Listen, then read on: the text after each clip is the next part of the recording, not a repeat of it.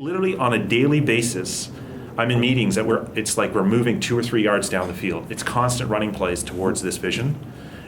It's not one of those things where it's a pie in the sky, but we're really not making any effort because we're so tightly connected.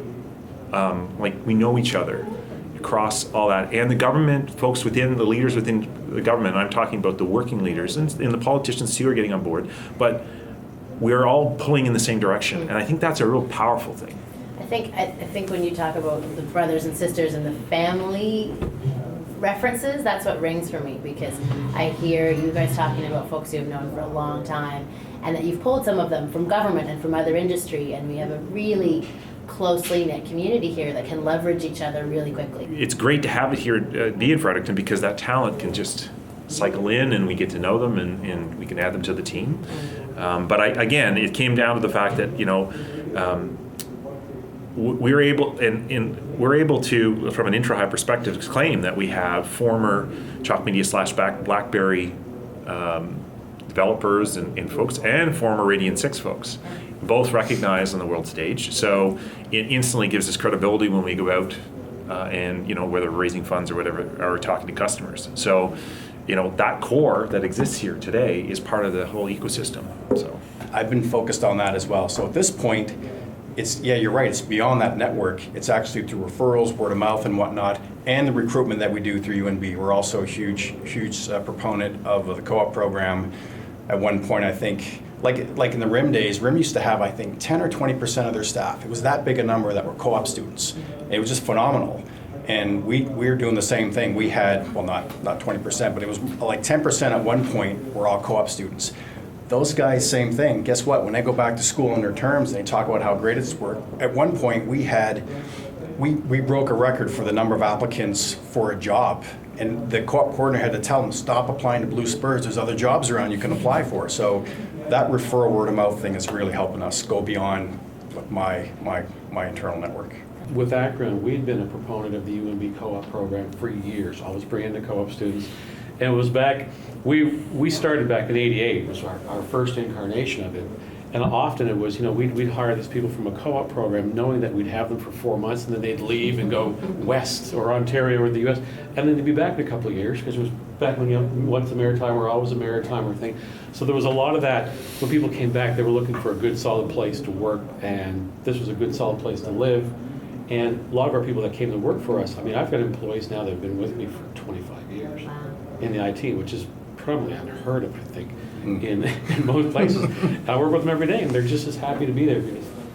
It sounds like a theme. You've got 25 years relationships with these folks. Mike, you were just referencing the people that you've worked with over long term. Yeah. What's the stickiness? Why do you think you're still here in Fredericton, and people that you worked with 25 years ago are still here and give you that kind of stability in your companies? it takes a community to raise a company. Yeah. UNB is, the most entrepreneurial university in Canada, and rightly so, because they've really focused on that. And being small, 700,000 people, 750,000 people, there's a grassroots movement of all the leaders, whether it's in the community, business leaders, government leaders. We're all bonding together. We want to focus on how do we turn New Brunswick, how do we stop being the greatest exporter of millennials and become the greatest importer of millennials. And I think we've got a really strong case and a strong momentum building here around those various things that I just described, combined with the fact that we have such a tight network, a 1 degree of separation aspect of things.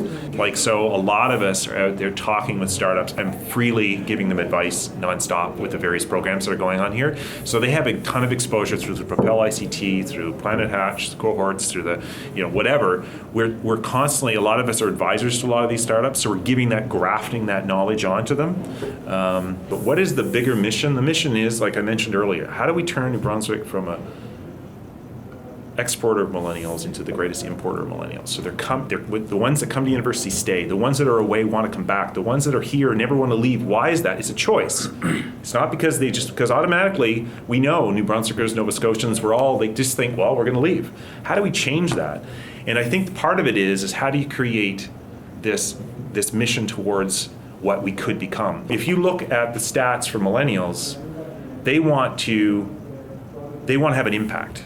When they're working at a job, they want to have an impact. They want to change society in some way. And look, we did that, talked to them this morning. Like, you want to, like, there they are. Like, we literally had an amazing discussion with them, and they were like, yes, we want to do that. And we want to have an impact. They're also digital natives, so they want to be in a place that really respects how they work and how they do things. And so if you create an environment where we have the Pondish Bondi Center with the social innovation here, that's focused on that. We have, like I said, the most entrepreneurial university in Canada right now, and all the programs around that, and all the stuff I mentioned around mentorship.